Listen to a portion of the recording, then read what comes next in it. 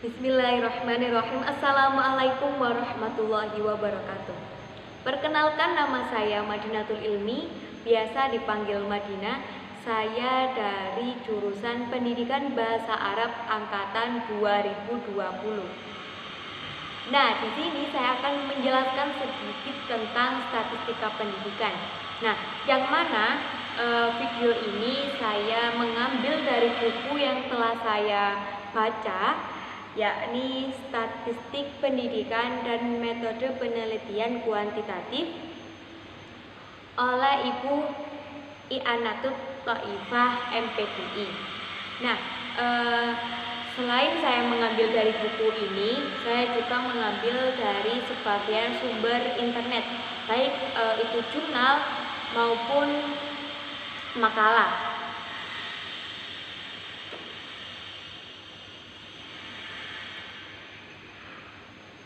Oke, sebelum berlanjut ke statistik pendidikan yang lebih rumit atau lebih dalam, nah perlu kita ketahui pengertian dasar dari statistika.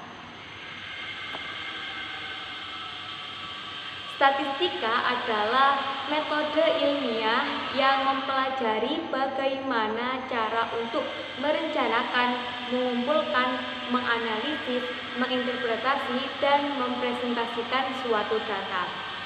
Nah, singkatnya, statistika adalah ilmu yang berkenaan dengan data.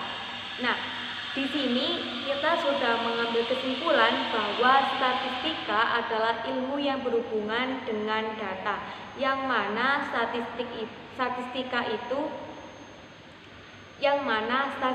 itu tidak akan berhenti dengan yang namanya suatu data.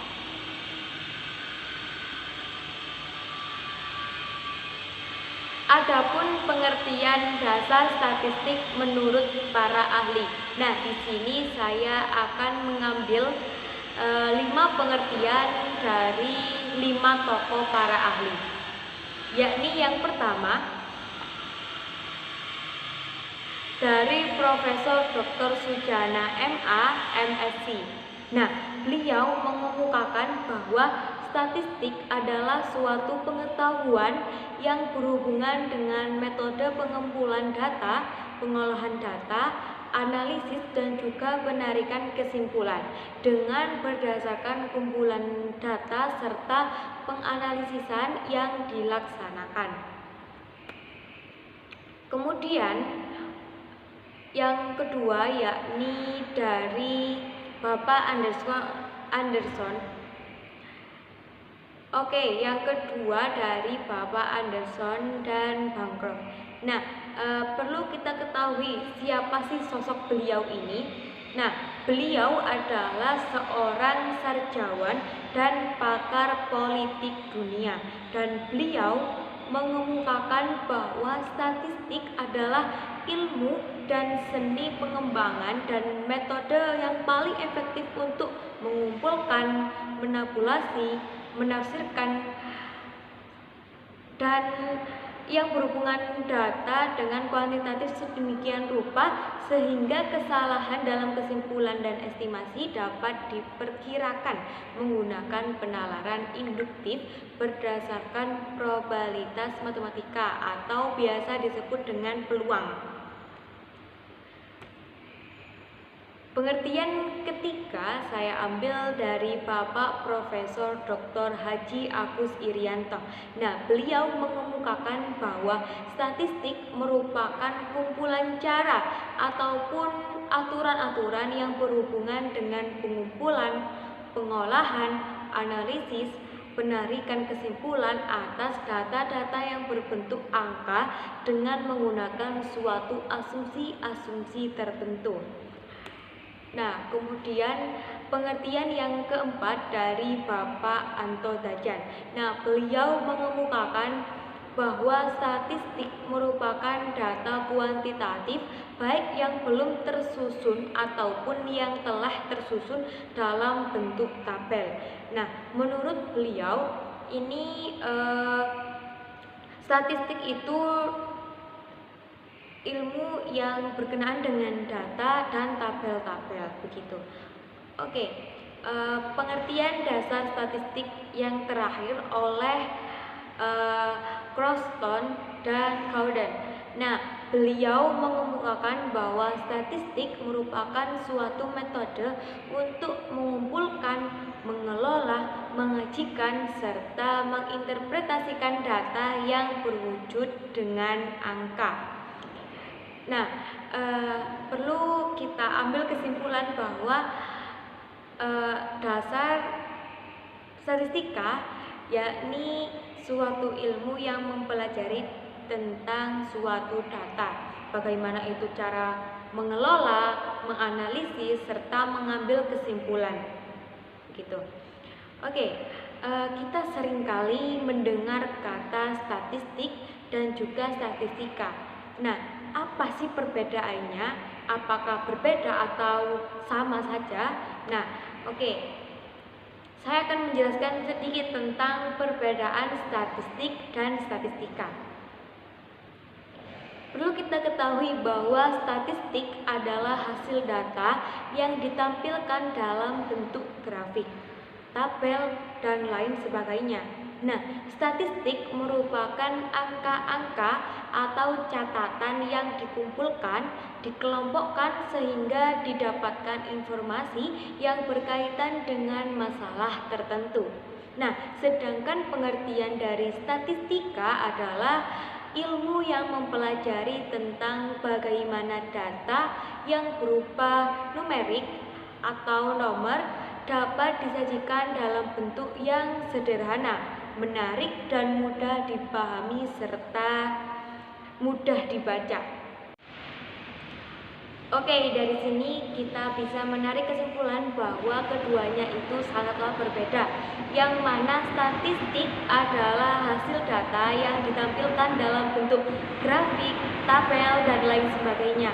Dan sedangkan statistika adalah ilmu yang mempelajari tentang bagaimana data yang berupa numerik itu dapat disajikan dalam bentuk yang sederhana. Begitu. Oke, kemudian manfaat dari kita untuk mempelajari statistika. Yakni yang pertama, menganalisis data dengan tepat. Yang mana kalau kita mempelajari ilmu statistika dan kita dapat menganalisis suatu data dengan tepat dan tidak ada kesalahan dalam merencanakan atau menganalisis suatu data. Nah, manfaat yang kedua yakni menginterpretasi data dengan cepat. Nah, di zaman yang modern ini dan skala perkembangan teknologi yang sangat modern, kita harusnya menganalisis data dengan cepat dan menggunakan ilmu statistika. Nah, manfaat yang ketiga yakni menarik kesimpulan yang logis. Kemudian manfaat yang keempat yakni dapat membantu untuk pengambilan keputusan yang benar. Nah, ini saya mengambil beberapa poin saja dan mungkin banyak sekali manfaat ilmu statistika di luar yang saya sebutkan tadi. Kemudian apa sih kegunaan kita mempelajari statistika? Nah, pertama, semua mahasiswa nantinya menggunakan riset atau penelitian. Yang pertama, semua mahasiswa nantinya menggunakan riset atau penelitian yang mana di dalamnya membutuhkan ilmu statistika.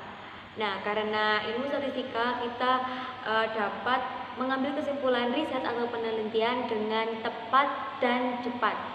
Kemudian kegunaan yang kedua yakni untuk calon pendidik. Pastinya nantinya kita akan membutuhkan ilmu statistik untuk merencanakan suatu data, menganalisis dan lain sebagainya yang berhubungan dengan data. Nah, kemudian kegunaan yang ketiga yakni manajemen kehidupan, yang mana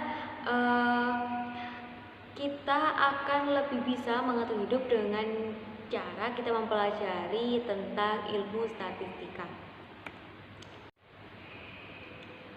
Oke, setelah kita mempelajari bagaimana pengertian, kemudian kegunaan dan manfaat. Nah, perlu kita ketahui pengertian statistik deskriptif dan statistik inferensial. Apakah keduanya sama atau beda? Nah, dari sini telah kita lihat pengertiannya, yakni statistik deskriptif adalah metode-metode yang berkaitan dengan pengumpulan dan penyajian suatu gugus data sehingga memberikan informasi yang berguna. Nah, sedangkan statistik inferensial adalah sebuah metode yang dapat digunakan untuk menganalisis kelompok kecil data dari data induknya atau biasa disebut sampel yang diambil dari populasi. Nah, sampai pada peramalan dan penarikan kesimpulan terhadap suatu kelompok data induknya atau suatu populasi.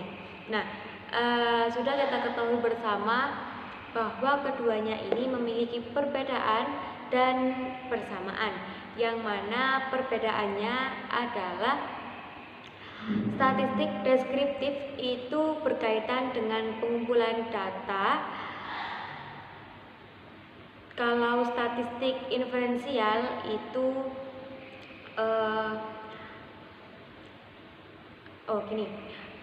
kalau statistik inferensial itu diambil dari analisis kelompok kecil dari data induknya.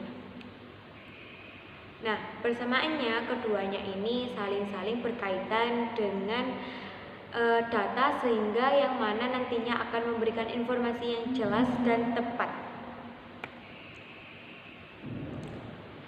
Kemudian dalam ilmu statistika kita tidak asing lagi dengan kata data, variabel, sampel, dan populasi. Nah, sebelum lanjut yang lebih dalam, perlu kita ketahui bagaimana pengertian dari masing-masing tersebut. Oke, yang pertama yakni data.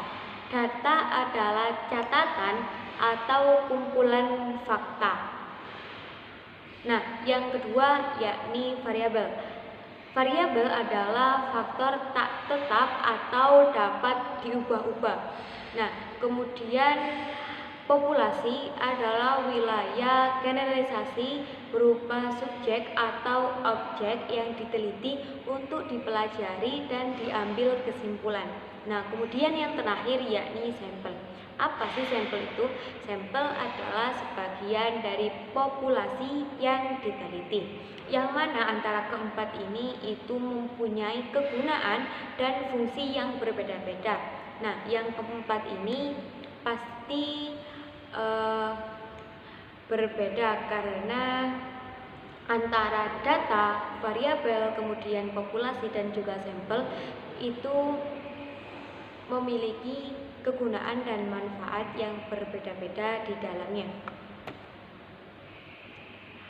Nah, dalam ilmu statistika itu tidak asing sekali dengan kata tabel distribusi frekuensi. Nah, tentu tak asing lagi ya dengan kata tersebut.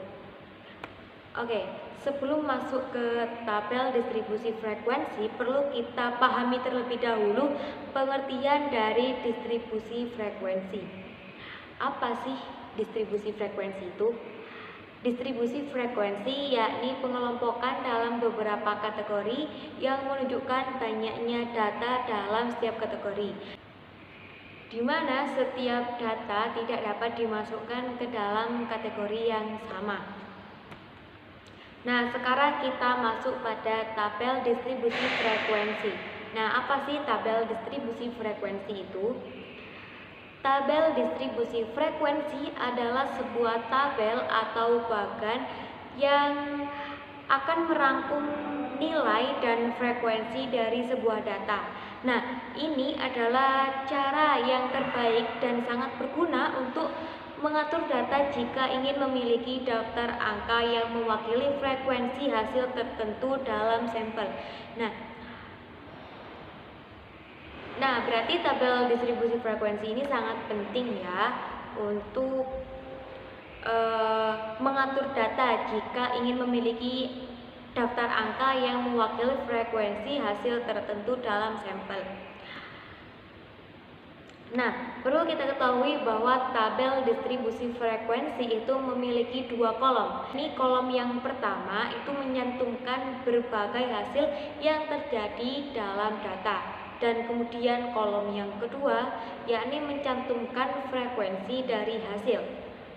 Nah, frekuensi akan bisa memberitahukan seberapa sering suatu nilai itu terjadi.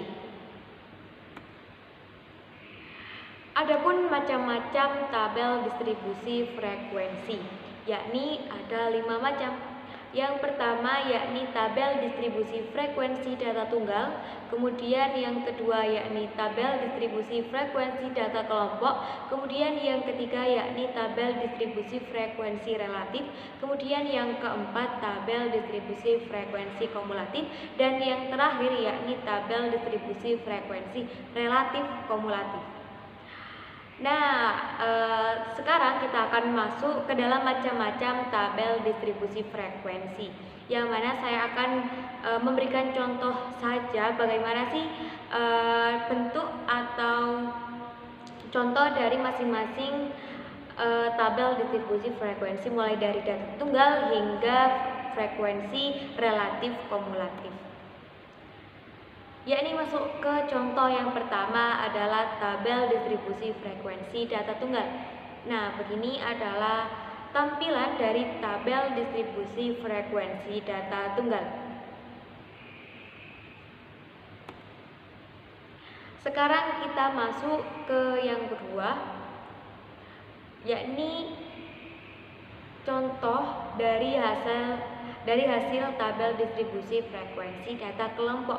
Nah, berikut adalah contoh bagaimana bentuk atau tampilan dari tabel distribusi frekuensi data kelompok.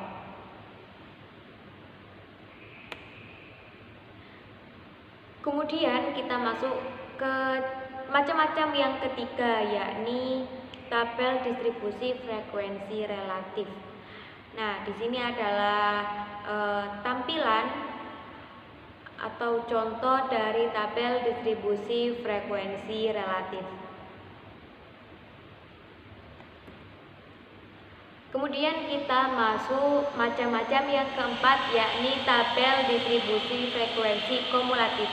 Nah, ini adalah tampilan dari tabel distribusi frekuensi kumulatif. Nah, kemudian yang terakhir yakni tabel distribusi frekuensi relatif kumulatif. Nah, ini adalah contoh atau tampilan dari tabel distribusi frekuensi relatif kumulatif.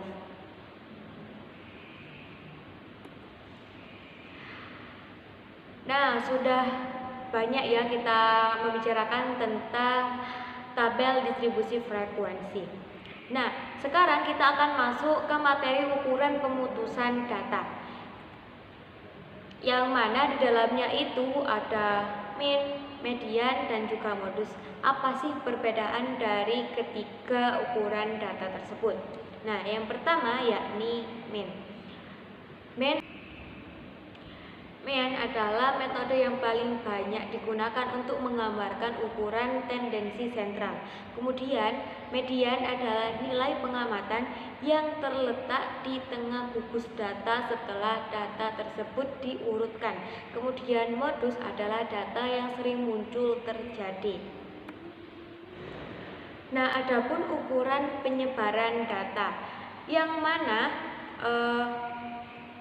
ukuran penyebaran data adalah suatu ukuran yang menyatakan seberapa besar nilai-nilai data berbeda atau bervariasi dengan nilai ukuran pusatnya, atau seberapa besar penyimpanan nilai-nilai data dengan nilai pusatnya. Nah, ukuran penyebaran data itu digunakan untuk menyatakan sebaran atau variasi dari sebuah kelompok data, yang mana macam-macam ukuran penyebaran data itu ada 8, yakni yang pertama ring, kemudian deviasi rata-rata, kemudian varian, kemudian deviasi standar, kemudian rank interkuartil, kemudian deviasi kuartil, dan yang terakhir yakni ukuran kecondongan dan keruncingan. Nah, tentu saja dari macam-macam ukuran penyebaran data dari 1 hingga 8 itu mempunyai fungsi dan kegunaan yang berbeda-beda. Nah, saya akan menjelaskan sedikit dari pengertian dari macam-macam dari awal hingga akhir. Yakni yang pertama rank, artinya jangkauan. Nah, rank atau jangkauan adalah perbedaan antara nilai terbesar dan nilai terkecil pada sekelompok data. Kemudian yang kedua yakni deviasi. Nah, deviasi adalah nilai statistik yang dipakai guna menentukan seberapa dekat data dari suatu sampel statistik dengan data mean atau rata-rata data tersebut. Kemudian deviasi rata-rata adalah jumlah nilai absolut setiap deviasi dari rata-rata dibagi banyaknya pengamatan. Kemudian ada macam yang keempat yakni varian. Varian adalah rata-rata deviasi kuadrat dari rata-rata hitung. Nah, kemudian macam-macam yang kelima yakni ada deviasi standar. Deviasi standar adalah akar kuadrat dari variasi tersebut. Kemudian macam-macam yang keenam yakni ada rank interkuartil. Rank interkuartil ini adalah kuartil suatu data yang diperoleh dengan membagi suatu data terurut menjadi 4 bagian sama besar. Kemudian deviasi kuartil adalah nilai statistik yang dipakai guna menentukan ukuran yang membagi data menjadi 4 bagian yang sama. Nah, kemudian terakhir yakni yang ke-8 ada ukuran kecondongan dan keruncingan. Nah, yang mana ukuran kecondongan menjelaskan bahwa penyimpangan data terhadap nilai rata-rata bersifat simetris atau tidak simetris. Nah, yang telah saya sebutkan tadi yakni macam-macam ukuran penyebaran data yang mana sudah kita ketahui bahwa dari macam-macam 1 hingga macam-macam yang ke-8 kita bisa mengambil kesimpulan bagaimana pengertian, kegunaan, dan juga fungsi dari macam-macam ukuran penyebaran data masing-masing. Nah, tadi adalah pemaparan sedikit dari saya, dan saya sekarang akan menarik kesimpulan dari apa yang telah saya sampaikan. Nah, jadi kesimpulannya antara statistik dan statistika adalah suatu yang berbeda, yakni yang mana statistika adalah ilmu yang mempelajari tentang bagaimana data yang berupa numerik dapat disajikan dalam bentuk yang sederhana, kemudian menarik dan juga mudah dibaca dan dipahami. Nah, sedangkan statistik adalah hasil dari data yang ditampilkan dalam bentuk grafis, tabel, dan lain sebagainya, yang mana di dalamnya terdapat angka-angka yang telah dikumpulkan, dikelompokkan, dan lain sebagainya. Nah, itu adalah perbedaan antara statistika dan statistik. Oke, jadi statistika itu mempunyai kegunaan dan manfaatnya. Nah, manfaat dari kita mempelajari ilmu statistika yakni yang pertama, kita dapat menganalisis suatu data dengan cepat dan tepat. Kemudian dapat menarik kesimpulan yang logis dikarenakan data-data yang kita ambil adalah data yang real atau data yang nyata. Nah, kemudian kegunaan kita mempelajari tentang ilmu statistika adalah yang pertama, kita sebagai mahasiswa nantinya akan menggunakan riset atau penelitian untuk tugas akhir.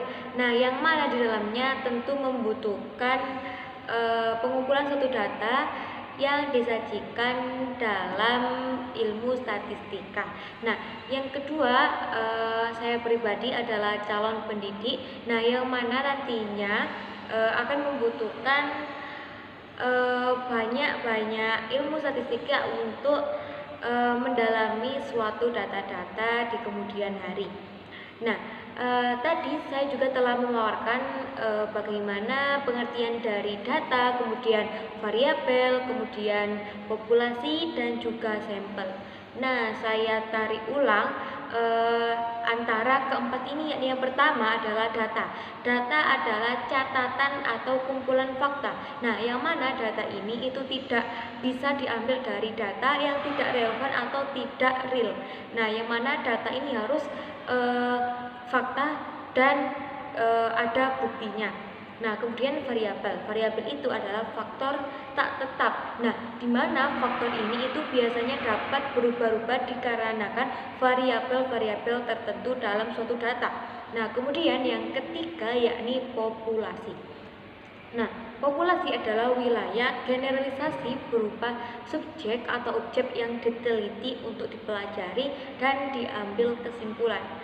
Nah, kemudian yang terakhir, yang keempat, yakni sampel. Sampel adalah sebagian dari populasi yang diteliti. Nah, harus kita ingat kembali ya perbedaan antara keempat tadi, karena keempat ini itu bakalan sering muncul dalam ilmu statistika.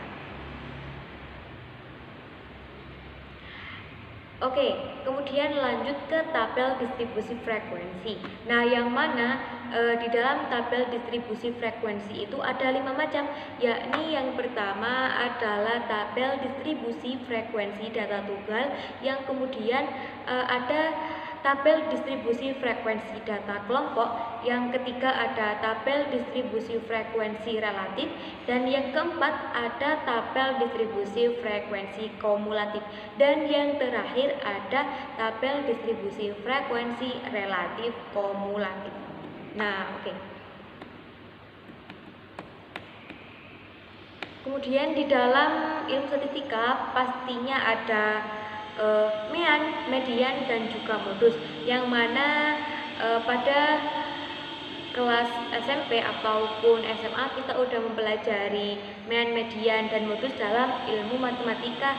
Nah, di ilmu statistika ini bakalan muncul lagi yang mana mean, median, dan modus itu lebih terperinci dari sebelumnya. Nah, mungkin itu saja yang dapat saya sampaikan. Kurang dan lebihnya saya mohon maaf yang sebesar-besarnya. Wallahul muwaffiq ila aqwamit thoriq. Wassalamualaikum warahmatullahi wabarakatuh.